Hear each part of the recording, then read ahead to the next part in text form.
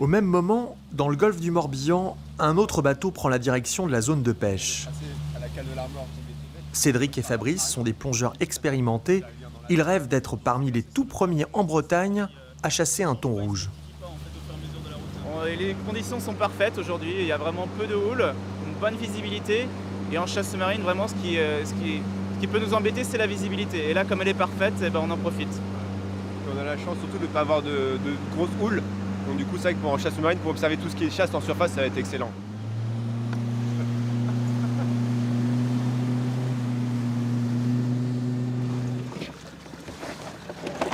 Prépare ton matériel du coup, toi? Ouais, non bah tout d'abord, tiens, non? Tu fais les deux? Moi j'aurais fait les deux.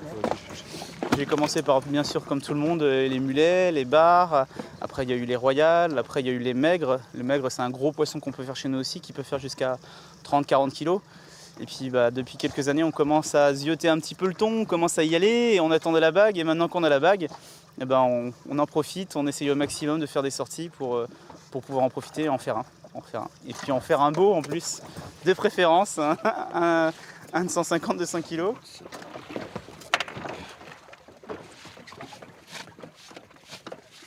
Ça s'improvise pas, il faut avoir vraiment réfléchi depuis plusieurs mois, préparé son matériel. C'est vraiment très spécifique et il y a de l'investissement à faire sur le matériel. On va dire que pour pêcher le thon avec un fusil, une pointe détachable, une flèche, après toute une ligne derrière avec toutes les bouées, je pense que c'est de l'ordre d'à peu près de 1000 €. Donc il faut vraiment le préparer le matériel.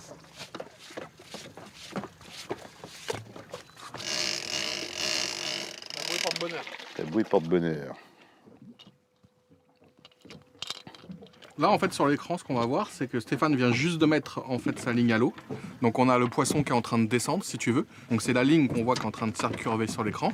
Et ça va nous permettre en fait de positionner le vif exactement à la profondeur souhaitée. Et donc, on attend la touche. On espère que ça va déclencher l'agressivité. C'est les thons qui passent, ils sont juste au cul du bateau. Là-bas, il y a un beau là-bas. Ouais. Là, t'as des gros. Regarde là-bas. Regarde là-bas. Ouais, là, C'est nickel. Ouais. Départ! Allez, c'est parti là. Tu remontes les cannes, Damien?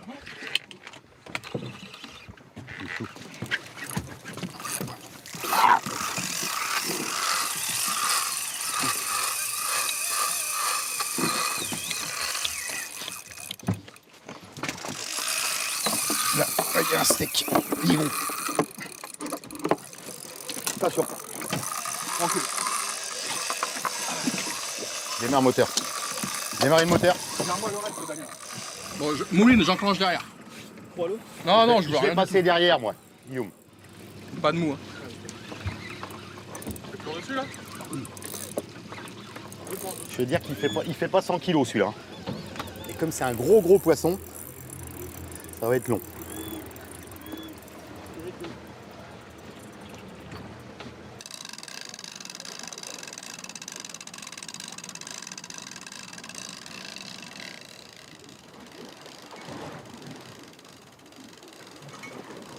Putain! Ça a ressauté là-bas? Ouais.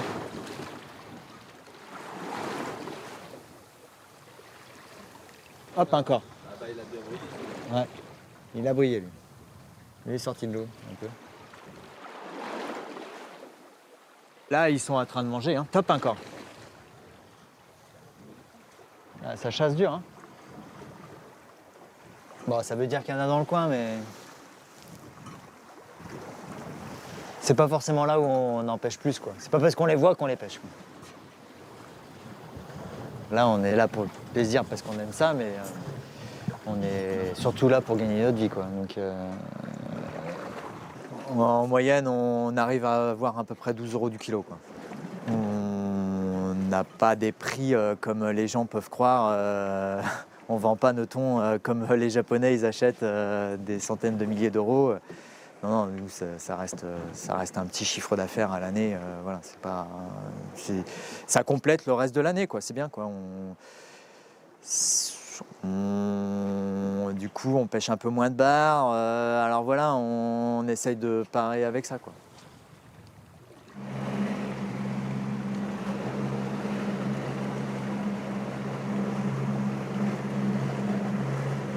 Cela fait maintenant 1h30 que Fabrice et Cédric prospectent la zone. Ils cherchent à l'horizon des chasses de surface ou des plongées d'oiseaux, des signes qui indiqueraient la présence des thons.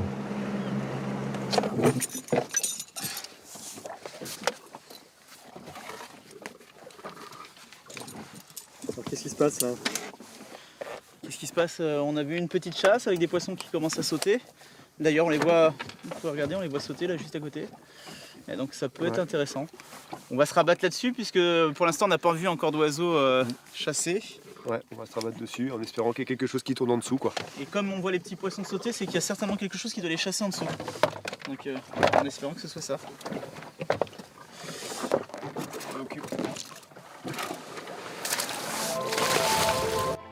Je pense pas qu'il y a des prédateurs, donc à mon avis pour lui il a rien à craindre.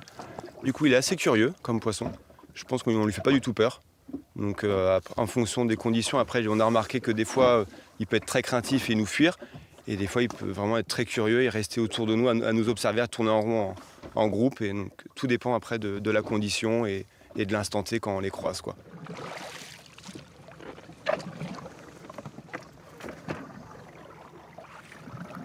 Il va à quelle vitesse sous l'eau?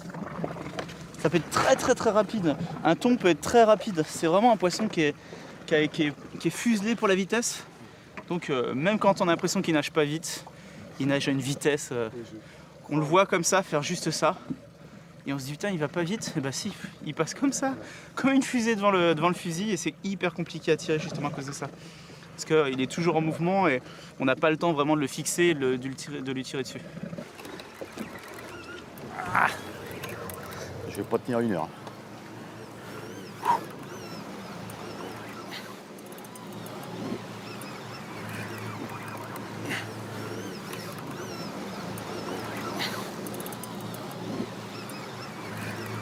Ce qui est dur, c'est pas de mouiller de tenir la canne, c'est le poisson qui est au bout.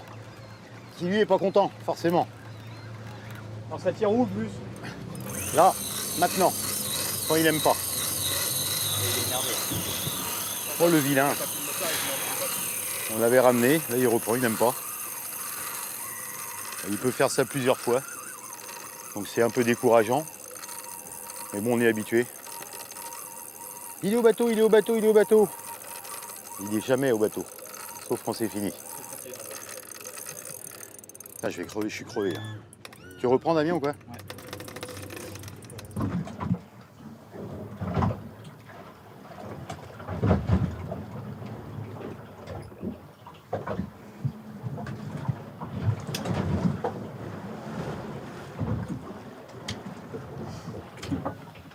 Là, ça fait combien de temps qu'on attend? Là, ça fait quand même 4h30 qu'on est là.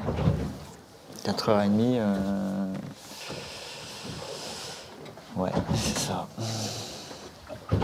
En fait, il y a 2 options, quoi. C'est soit on est patient et on attend un poisson potentiel, enfin un poisson qui pourrait arriver là, ou on va chercher une autre zone où on ne sait pas s'il va y en avoir un.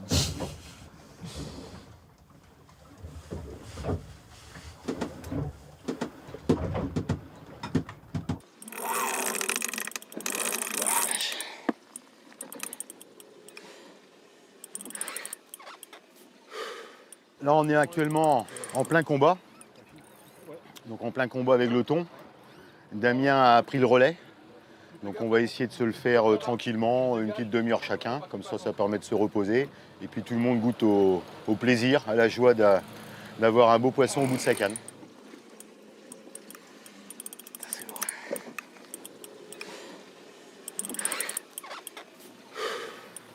Sors la canne. Sors la canne. Pousse là-bas. Il est dessous là. Il ne faut pas qu'il aille dans les moteurs. Et je prenne le manche.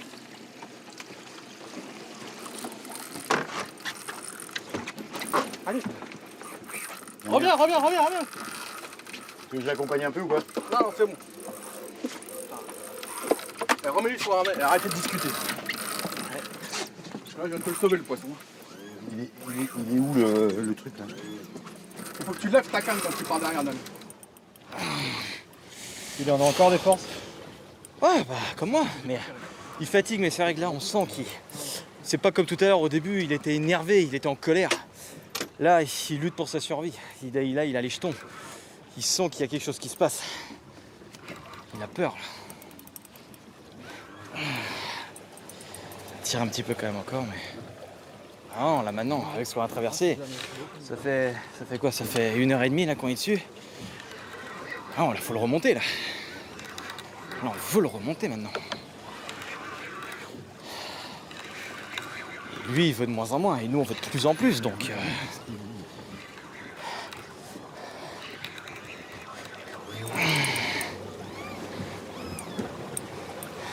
Double ligne. Ah non, il retire.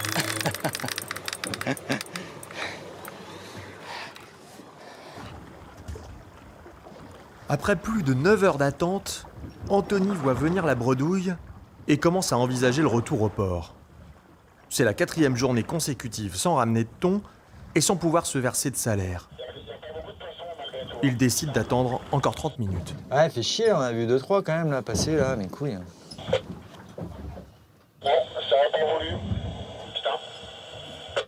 Ouais, bon, ouais, moi j'ai poussé jusqu'à 19 quand même, puis on verra bien.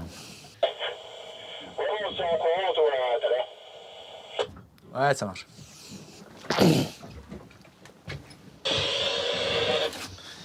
Pas grand chose à raconter à la radio, hein.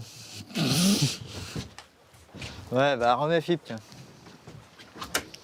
Les thons sont mélomanes. Un bon reggae là, ou un truc là, je sais pas. Ah tiens, ou un petit Hendrix, l'autre jour ça les a fait venir, non?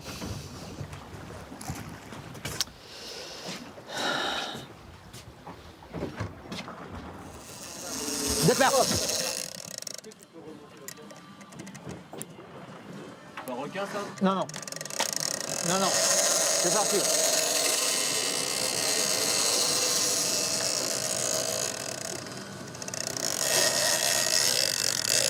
C'est bizarre, hein. Qui ça peut être, non?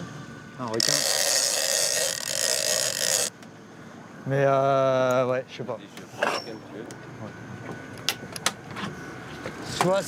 Soit il nous fait un coup de Trafalgar là, ou je sais pas, ou c'est un requin. Tu veux? Si, thon. C'est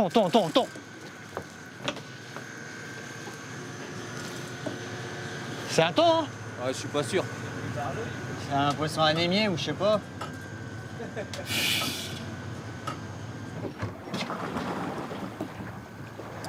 Normalement, au départ, il prend au moins de 300 mètres de fil. Quoi. Et là, le départ, ça a fait comme un départ de requin, ça n'a pas pris de fil. Il est revenu vers nous. Et bah, maintenant, on sait que c'est un thon. Parce que si c'était un requin, il serait déjà venu. Il tourne ou que dalle là? Il tourne ou quoi? Non, hein? Il est avec nous. Ouais, ça, hein. On a, il reste avec nous. Je l'aime pas ce poisson. Il me paraît pas très sympathique. Il n'y a pas un poisson qui va se battre de la même manière. Chaque poisson a son caractère. Ça, on le voit en combat en fait. C'est vraiment, il a sa propre personnalité. Lui, il a une personnalité un peu, il est étrange.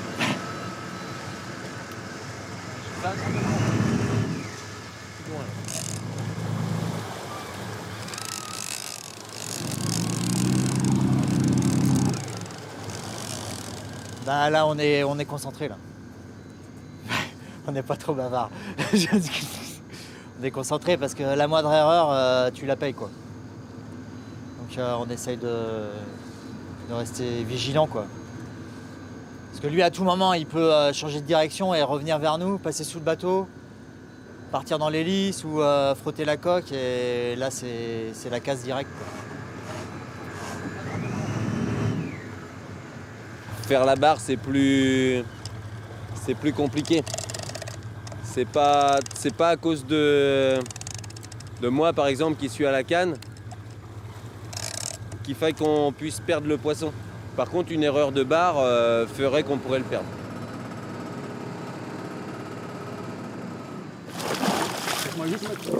Tiens la ligne. Et où il est pris l'enculé?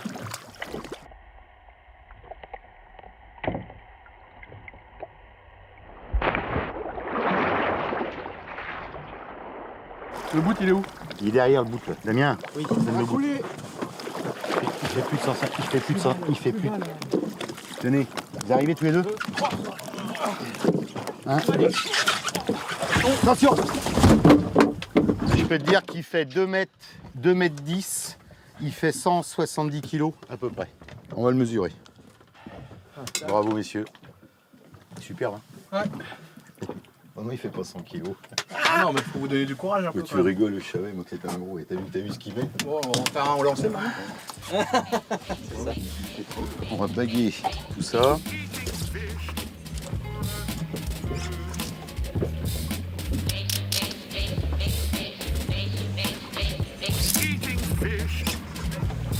Alors que pour certains le combat a déjà pris fin, pour d'autres, le thon livre ses dernières forces, après 1h30 de bataille. Aïe, aïe, aïe, aïe, aïe, aïe, aïe. Hein? Dessous, au cul du bateau.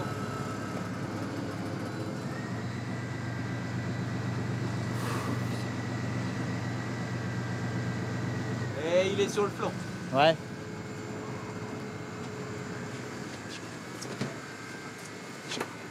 Allez, bon peu.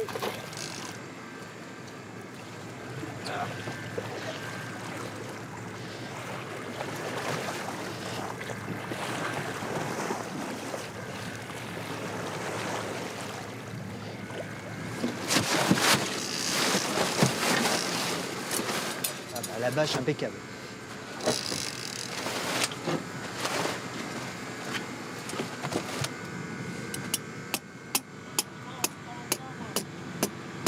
Là, on a fait une méthode japonaise là, pour le tuer. Donc on le tue cérébralement pour que son cœur il continue à battre. Ça permet de le vider vraiment de son sang sans que les toxines elles aillent dans tout son corps en fait. C'est la méthode Ikijime.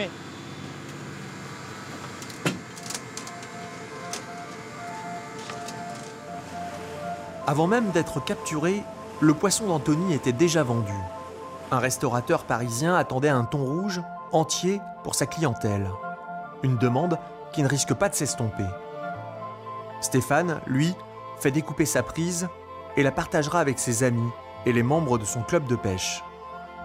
Quant à Cédric et Fabrice, ils plongent une dernière fois cette année vers ce poisson qui les fait tant. Nos deux plongeurs auront finalement atteint leur objectif. Mais pour combien de temps les thons seront-ils encore là ? Cette soudaine abondance pourrait connaître un nouveau tour en 2020, puisque les captures mondiales autorisées seront alors augmentées de 50%. En France, cette hausse ne profitera ni aux plaisanciers, ni aux petits artisans de la pêche comme Anthony. Elle sera réservée pour l'essentiel à la flotte des grands navires seineurs de la Méditerranée. Il n'est donc pas impossible que d'ici quelques années, les thons rouges disparaissent à nouveau de nos côtes.